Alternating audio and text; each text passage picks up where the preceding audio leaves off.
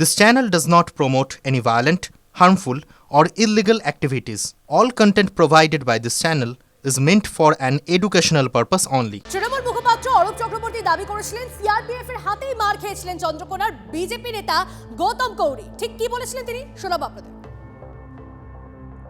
কোনো গাড়ির ওপর হামলা হয়নি। বাংলার মানুষ শুভেন্দু অধিকারীর কনভয়, বাংলা বিরোধীর কনভয়ের সামনে সাধারণ বাংলার মানুষ জয় বাংলা স্লোগান দিয়েছিল। জয় বাংলা স্লোগানে আতঙ্কিত শুভেন্দু অধিকারী তার ঘেরাটোপে থাকা সিআরপিএফ বাহিনীকে নির্দেশ দেয় লাঠিপেটা করার উল্টে। এবং ইন্টারেস্টিংলি যখন শুভেন্দুর সিআরপিএফ লাঠিপেটা করছে, এরা তো বহিরাগত সিআরপিএফ, এরা বাংলার মাটি চেনে না, লাঠিপেটা করে পেটালো কাকে জানেন? বিজেপির নেতা মণ্ডলের সবচেয়ে বড় নেতা গৌতম কৌরি। চন্দ্রকোনার বিজেপির নেতা গৌতম কৌরি, তাকে শুভেন্দু সিআরপিএফ চোর মেরে লাঠিপেটা করে রাস্তায় ফেলে দিয়েছে। যারা একটা স্লোগান সামলাতে পারে না তারা বাংলা সামলাবে? একটা স্লোগান আটকাতে পারে না তারা বাংলার মানুষের এই গর্জন আটকাবে? বাংলা বিরোধী এই গদ্দার শুভেন্দু অধিকারী দ্বারকাক যতই ময়ূরের পালক লাগাক, দিনের শেষে দ্বারকাকি থাকে, কাক কখনো ময়ূর হয় না। লেজ গুটিয়ে ফাঁড়িতে গিয়ে শেল্টার নিয়েছে শুভেন্দু অধিকারী। মমতা ব্যানার্জির সাথে লড়তে গেলে মমতা ব্যানার্জির মতো শির দ্বারা রাখতে হয়। ময়ূর পুচ্ছ লাগালে দ্বারকাক ময়ূর হয় না। সস্তার ফুটেজ খেয়ে নাটক করার জন্য থানায় ঢুকেছিলেন।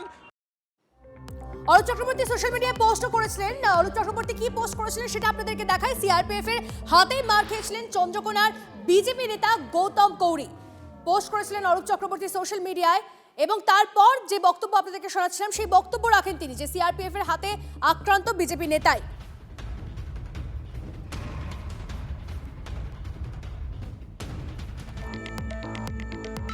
এবার শুনুন অরূপ চক্রবর্তীর দাবি ভিত্তিহীন বলে উড়িয়ে দিয়ে ঠিক কি বলেছিলেন চন্দ্রকোনার বিজেপি নেতা গৌতম কৌরি। তৃণমূল মিথ্যা কথা বলে সব দিন, এটা নতুন কিছু না। আক্রমণ তৃণমূলের লুঙ্গি বাহিনী করেছে আমার উপর। তারা শুভেন্দু দাকে আজকে হত্যা করার জন্য মানে কেরাসিন, পেট্রোল, রড কি ছিল না ওখানে। কাকতলীয় ভাবে আমরা ওই পাশেই ওখানে একটা চা দোকান ছিল, সেখানে চা আমাদের কার্যক্রম সেরে এসে আমরা ওখানে চা খাচ্ছিলাম। তারপরে দেখি ওদের জমায়েত থেকে আমাদেরকে স্লোগান দিতে শুরু করে জয় বাংলা। আমাদের ছেলেরা পাল্টা জয় শ্রীরাম বলে। ভিত্তিহীন। আমাকে তৃণমূলের লুঙ্গি বাহিনী পেছন থেকে আক্রমণ করেছে। এই নিয়ে আমরা কথা বলার চেষ্টা করেছিলাম তৃণমূল মুখপাত্র অরূপ চক্রবর্তীর সঙ্গে। তিনি জানান যে তিনি এই মুহূর্তে কথা বলতে পারবেন না। ফোনে আমাদের সঙ্গে আমরা যোগাযোগ করেছিলাম এবং তিনি জানান যে তিনি একটি অনুষ্ঠানে রয়েছেন, যার জন্য তিনি এই মুহূর্তে কথা বলতে পারবেন না। যদিও আমরা বিজেপি নেতা সজল ঘোষের সঙ্গে এই প্রসঙ্গে কথা বলেছি, তিনি ঠিক কি জানিয়েছেন শোনাবো আপনাদের। বিজেপির মণ্ডল সভাপতি নিরাপত্তা রক্ষীদের হাতে আক্রান্ত হয়েছে, সেন্ট্রাল ফোর্সের হাতে। আর যারা এগুলো বলছে তারা লাল ওষুধ নিয়ে সেই বিজেপির কর্মীদের কাছে ওষুধ মাখাতে গেছে। এই সমস্ত কথার কোনো যুক্তি নেই। ঘটনার পর যদি কেউ দুঃখ প্রকাশও করতো তাহলে বাংলার মানুষ একটু শান্ত হতো। গতকাল আমরা দেখেছিলাম পুরুলিয়া থেকে ফেরার পথে বিরোধী দলনেতা শুভেন্দু অধিকারীর গাড়িতে হামলার ঘটনা। তারপরে তিনি থানায় বসে রীতিমতো ক্ষোভ উগড়ে দিয়েছিলেন এবং তারপরে এই কেন্দ্রীয় স্বরাষ্ট্র মন্ত্রকের পক্ষ থেকে পুরো বিষয় রিপোর্ট চাওয়া হয়। আর এবারে যেমনটা জানা যাচ্ছে, রাজ্যের বিরোধী দলনেতার সঙ্গে ফোনে কথা কেন্দ্রীয় স্বরাষ্ট্রমন্ত্রী। ঠিক কি ঘটেছিল, কিভাবে কখন হামলা হয়, শুভেন্দুর কাছে বিস্তারিত জানতে চান অমিত শাহ। আমাদের সঙ্গে রয়েছেন আমাদের প্রতিনিধি সায়ন্ত রয়েছেন। সায়ন্ত, গতকালকে এই ঘটনার পরে আমরা দেখেছিলাম স্বরাষ্ট্র মন্ত্রক রিপোর্ট চেয়েছিল, আর এবার কেন্দ্রীয় স্বরাষ্ট্রমন্ত্রীর সঙ্গে কথা হলো বিরোধী দলনেতার। একদমই, দেখো চন্দ্রকোনা রোডের ওপরে যেভাবে বিরোধী দলনেতা শুভেন্দু অধিকারীর কনভয়ে হামলা হয় এবং শুভেন্দু অধিকারীর গাড়িতে হামলা হয়, যেটা শুভেন্দু অধিকারী দাবি করেছেন যে তৃণমূলের প্রায় 20 দুষ্কৃতী লাঠি রড নিয়ে তার গাড়ির ওপর হামলা করে এবং প্রাণে মারার চেষ্টা করে। সেই ঘটনায় ইতিমধ্যেই কেন্দ্রীয় স্বরাষ্ট্র মন্ত্রক রিপোর্ট তলব করেছে। একই সঙ্গে শনিবার রাতে অর্থাৎ শুভেন্দু অধিকারী যখন থানায় বসেছিলেন তখন কেন্দ্রীয় স্বরাষ্ট্রমন্ত্রী অমিত শাহ তার সঙ্গে কথা বলেছেন বলেও শুভেন্দু অধিকারী দাবি করেছেন এবং স্বরাষ্ট্র মন্ত্রকের তরফে কিন্তু সেটা জানা যাচ্ছে যে খোদ স্বরাষ্ট্রমন্ত্রী অমিত শাহ তার সঙ্গে কথা বলেছে। কারণ বিরোধী দলনেতার কনভয় অত্যন্ত গুরুত্বপূর্ণ এবং তিনি যে পদমর্যাদা পান সেই কনভয়ের ওপর কিভাবে হামলা হলো, পুলিশ কোথায় ছিল, লাঠি রড নিয়ে তার গাড়ির ওপরে একদল ঝাঁপিয়ে পড়লো এবং বিরোধী দলনেতা যাচ্ছেন সেই রাস্তায় কেন পর্যাপ্ত নিরাপত্তা ব্যবস্থা ছিল ঘটনা, এই নিয়ে গতকাল থেকে কিন্তু প্রশ্ন তুলেছেন তিনি। আপডেটের দিকে তুমি নজর রাখো, আপাতত তোমাকে ধন্যবাদ।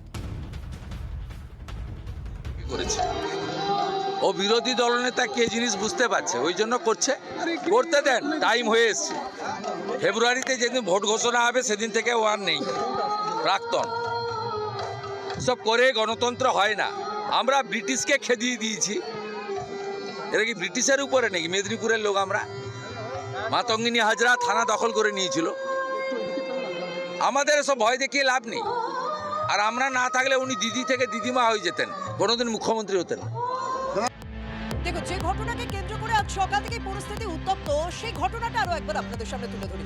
ঠিক কি ঘটেছিল গতকাল রাতে? মানে পুরুলিয়া থেকে রাজ্যের বিরোধী দলনেতা শুভেন্দু অধিকারী আসছিলেন, আর তখন তার কনভয় বাস লাঠি হামলার অভিযোগ ওঠে তৃণমূলের বিরুদ্ধে। চন্দ্রকোনা রোডে বিক্ষোভ স্লোগান যুদ্ধে জড়িয়ে পড়ে তৃণমূল এবং বিজেপি। হামলাকারীদের সঙ্গে পেট্রোল এবং কেরোসিনের জার ছিল বলেও অভিযোগ ওঠে, এবং এই বিস্ফোরক দাবি করেন বিরোধী দলনেতা শুভেন্দু অধিকারী। হামলার সময় পুলিশ হাত গুটিয়েছিল অভিযোগ শুভেন্দু। দোষীদের গ্রেপ্তারের দাবিতে তারপর আপনাদের দেখালাম যে চন্দ্রকোনা রোড ফাঁড়িতে 6 ঘন্টা ধর্ণা দেন রাজ্যের বিরোধী দলনেতা।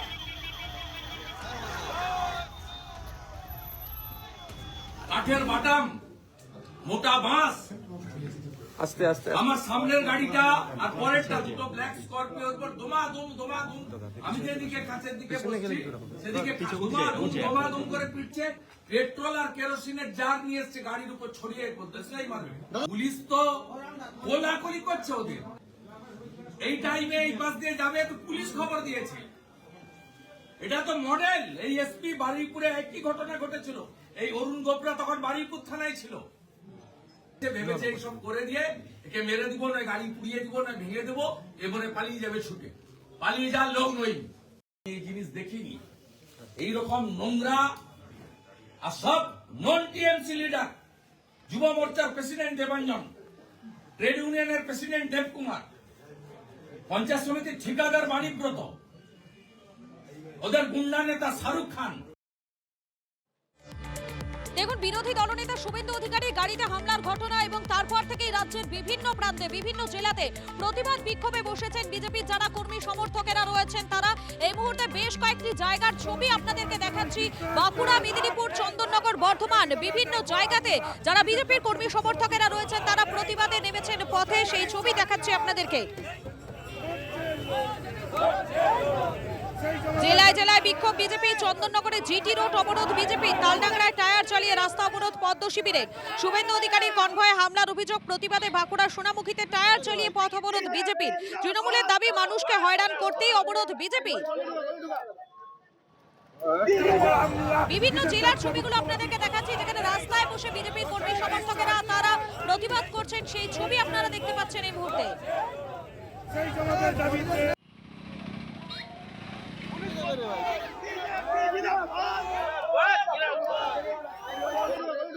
যেদিন থেকে শুভেন্দু অধিকারী বিরোধী দলনেতা হয়েছেন এবং মুখ্যমন্ত্রী পরাজিত হয়েছেন শুভেন্দু অধিকারীর কাছে, সেদিন থেকে তৃণমূল কংগ্রেস শুভেন্দু অধিকারীর উপরে আক্রমণ জারি রেখেছে।